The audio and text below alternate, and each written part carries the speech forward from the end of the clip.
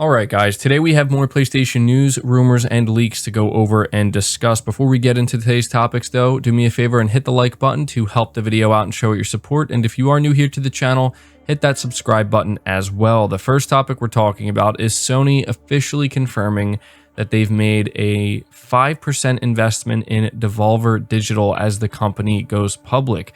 The reason why I wanted to take a moment to highlight this is because I think it does a great job in making it known, or at least PlayStation making it known, that they absolutely do support indie developers. There was quite a lot of conversation happening earlier this year where apparently PlayStation and Sony just doesn't care about indie devs, and you guys remember. So over on the official PlayStation Twitter account, Sony tweeted, "Shout out to our friends at Devolver Digital on their public offering today. We're honored to be an investor. Keep shining a light on those great indie games." And over on the Devolver website, they said that going public will enable the company to continue publishing games that it's known for without worrying about financial implications. And so there you go. You know, Sony is actively doing things out here, significant things at that, to ensure that they are supporting indie games and indie developed titles. So just wanted to take a moment to let you guys know about that. This is good news as well for getting more Devolver Digital games on PlayStation, obviously.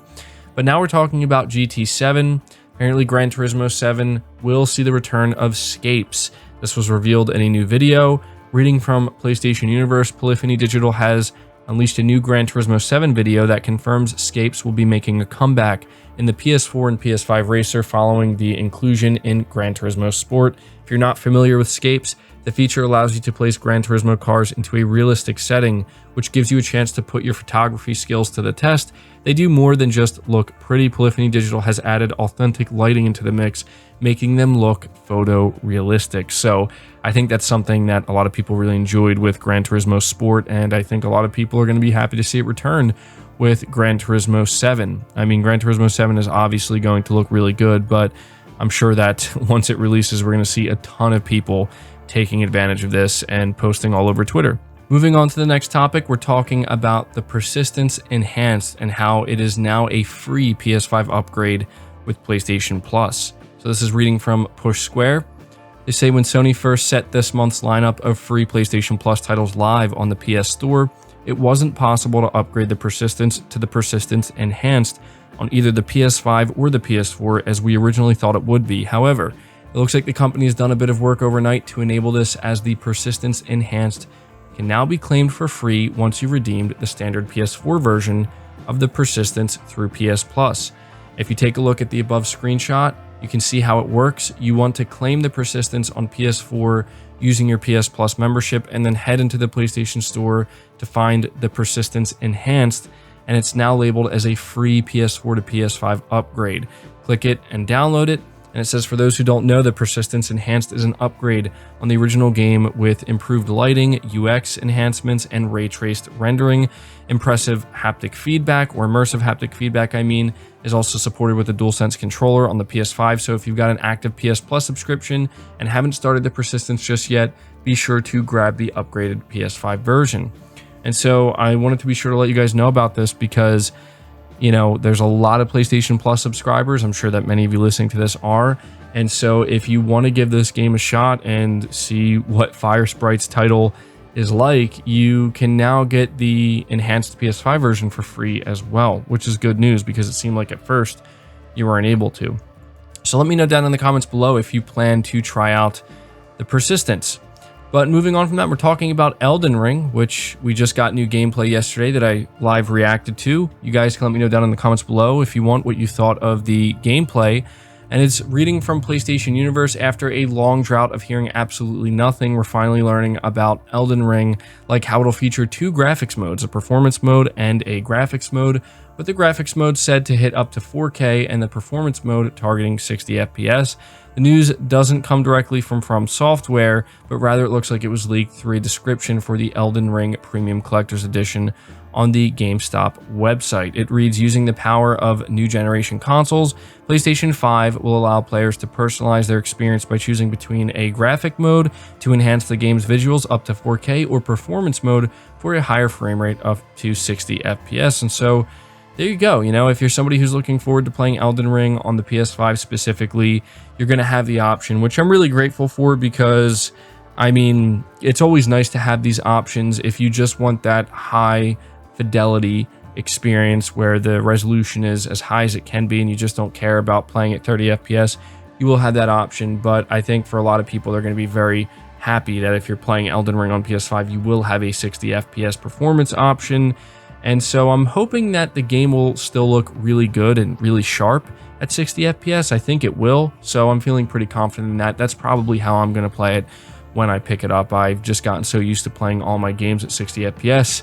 It's just kind of made me, you know, one of those people now where it's like, if it's not 60 FPS, I don't know how I'm going to enjoy it now. So let me know down in the comments below if you plan to get Elden Ring and whether or not you're going to play it in the performance or the fidelity mode.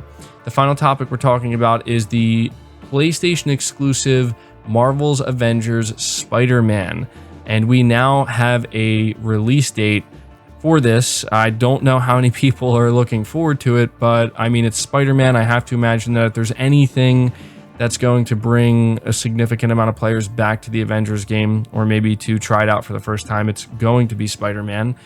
And this is reading from PlayStation Lifestyle. They say, we've known for more than a year that Spider-Man would eventually be coming to Marvel's Avengers exclusively for PlayStation players, and now the web slinger finally has a release date. Starting November 30th, PlayStation players can take part in the Spider-Man with Great Power Hero event, which will let you experience Spider-Man's story through unlockable challenges woven throughout the Avengers initiative.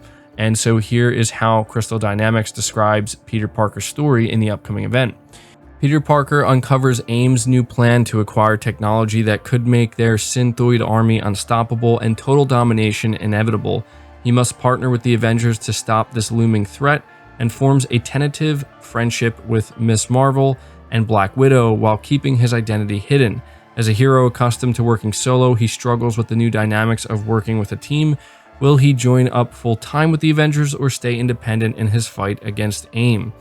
And so that's pretty much all we know right now about this Spider-Man event. But, you know, this was something I remember when we first learned about it, that people made a really big deal about it. You know, a lot of people were like, I can't believe Spider-Man's going to be exclusive.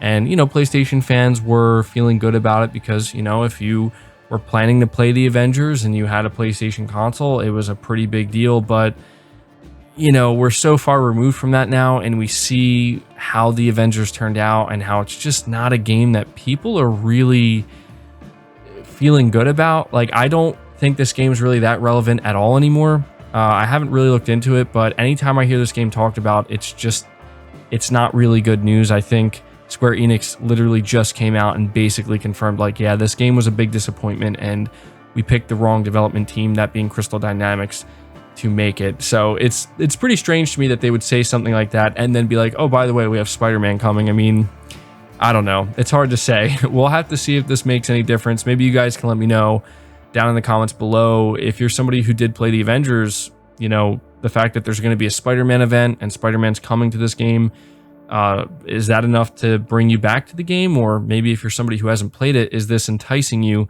to consider picking it up and trying it out? I'll definitely be interested to see what you guys have to say. But that does it for the video, guys. I hope you did enjoy it. I hope you did find it informative. Leave it a like if you did. Subscribe if you're new. Hit the bell notification icon and feel free to share the video out on top of all that. But until next time, guys, take care.